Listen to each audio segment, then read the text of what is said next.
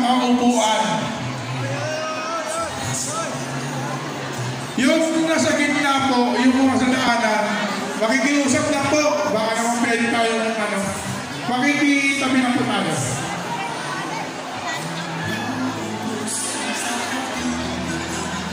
Saka huwag po tayo magsipasok, wala ng pwesto. Punong-puno na yan sa loob. Punong-puno na po. Kanina, nakakailangan kami ng tao. Ayaw mo po. Huwag po natin aangat.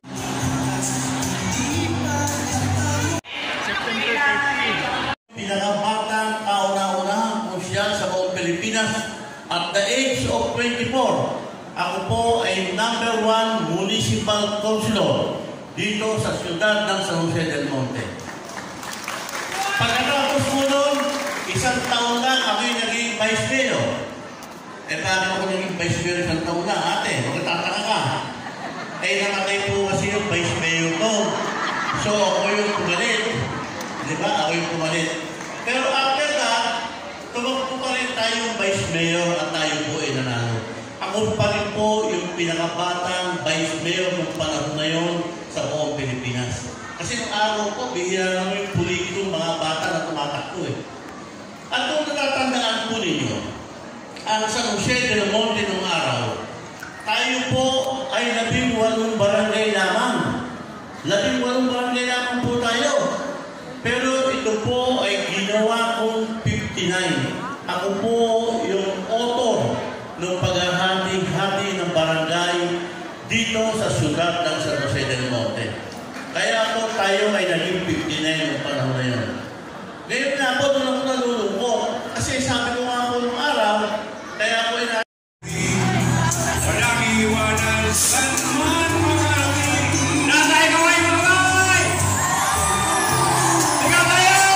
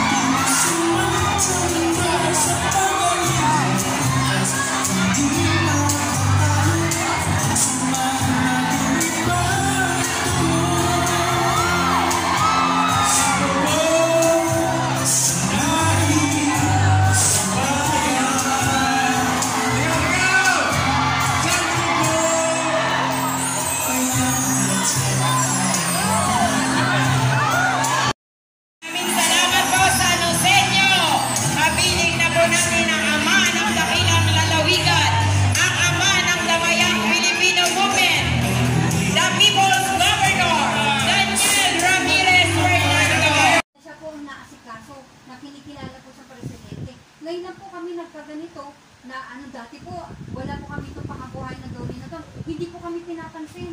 Ano yung kulit-kulit po namin sa kanya.